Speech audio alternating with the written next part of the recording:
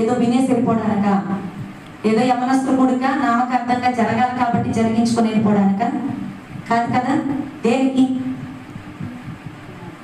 దేవుని మాటలు మీలో ఫలించాలని, మీకు పని చేయాలని. ఇది కాబట్టి చాలా నిర్లక్ష్యం ఎందుకో తెలియదు. దేవుని యొక్క సన్నిధిలో ఉంటూ కూడా భయం లేనటువంటి తత్వం, భయం లేని తత్వం.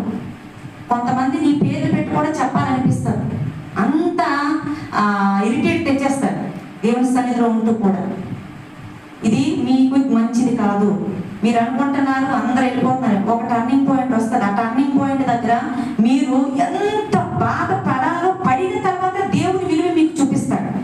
ఆ బాధ పడకముందే దేవుని విలువను మీకు చూపిస్తున్నప్పుడు మీరు ఏం చేయాలి? దేవుణ్ణి మనసారా ఆరాధించాలి.